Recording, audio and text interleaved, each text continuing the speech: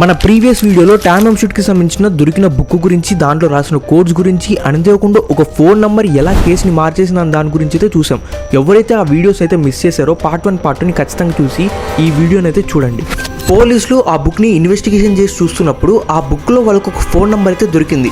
And surprisingly ఆ phone number వచ్చేసి పనిచేస్తుంది. అండ్ ఇది వచ్చేసి ఒక నర్సుకి సంబంధించిన జెసికా థామ్సన్ అనే వ్యక్తికి చెందిందిగా వీళ్ళు గుర్తించారనమాట. వెంటనే పోలీసులు బండ్లు వేసుకొని జెసికా దగ్గరికి అయితే వెళ్ళిపోయి ఇంట్రోగేషన్ చేయడం అయితే మొదలెట్టారు. పోలీసులు చనిపోయిన వ్యక్తి యొక్క ఫోటోని బయటికి తీసి ఈ వ్యక్తి నీకు తెలుసా అని థామ్సన్ అయితే అడిగారంట. బట్ థామ్సన్ వచ్చేసి నాకు తెలియదు అని చెప్పి చాలా అమాయకంగా అయితే చెప్పిందంట.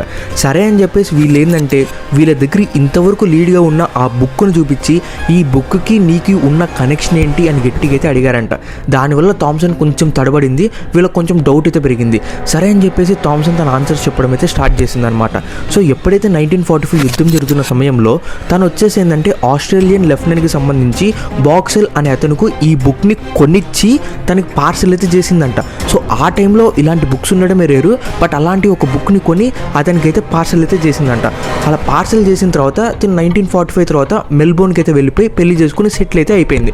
ఎప్పుడైతే తను సెటిల్ అయిందో ఎవరైతే ఆ గిఫ్ట్ని అయితే తీసుకున్నారో బాక్సెల్ అనే ఆఫీసర్ తనకి లెటర్ అయితే రాశాడు అనమాట, థ్యాంక్ యూ లెటర్. ఆ లెటర్ చూసి తిను కూడా అయితే రిప్లై ఇచ్చింది. తను తనకు పెళ్లి జరిగినట్టుగా అండ్ కొన్ని ఇన్ఫర్మేషన్ అయితే రాసి తనకైతే లెటర్ అయితే రిప్లైగా అయితే ఇచ్చిందనమాట. దాని తర్వాత పోలీసులు అందరూ ఈ జెసికా థామ్సన్ వదిలేసి ఆ బాక్సెల్ అతన్ని పట్టుకుంటే ఏమైనా దొరకచ్చు, తనతో కూడా ఆ బుక్ ఉంది కదా, తనే మన ప్రైమ్ సస్పెక్ట్గా అన్నట్టుగా వీళ్ళు భావించారనమాట. సో వెంటనే పోలీసులు జెసికా థామ్సన్ నుంచి బాక్సెల్ దగ్గరికి అయితే వెళ్ళిపోయారు. అలా బాక్సెల్ దగ్గరికి వెళ్ళి ఆ బుక్ గురించి అయితే చూశారు. అండ్ ఆ బుక్ తిప్పి చూస్తే చివరి పేజ్లో ఇంతకుముందు మనం మాట్లాడుకున్నట్టుగా సగం చింపిన పేపర్ అయితే లేదనమాట.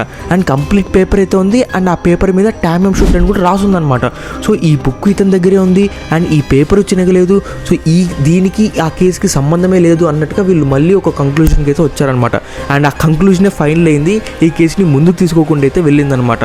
ఎటు చూసినా వాళ్ళకి వచ్చేసి ఎటువంటి లీడ్ అయితే దొరకట్లేదు.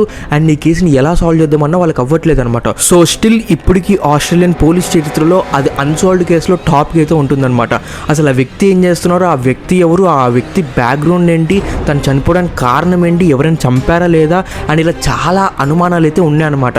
ఈ బుక్ ఏంటి, టామ్ షూట్ ఏంటి, సో దీని అన్నిటికీ ఫుల్ స్టాప్ అయితే లేదు, కామాగానే ఉంది అండ్ అన్ఫినిష్డ్ అయితే ఉందన్నమాట. ఈ కేసుని ఇప్పటికైతే సాల్వ్ అయితే చేయలేదన్నమాట. సో చూడాలి మరి ఫ్యూచర్లో ఈ కేసుని మళ్ళీ తీసుకొని రీఇన్వెస్టిగేట్ చేస్తారో లేదా అనేది. సో మీకేమనిపించింది ఈ కేసు అనేది మీకు కింద కామెంట్ అయితే చేయండి. అండ్ మన కంటెంట్ కనుక మీకు నచ్చినట్టయితే సబ్స్క్రైబ్ అయితే చేసుకోండి గైస్.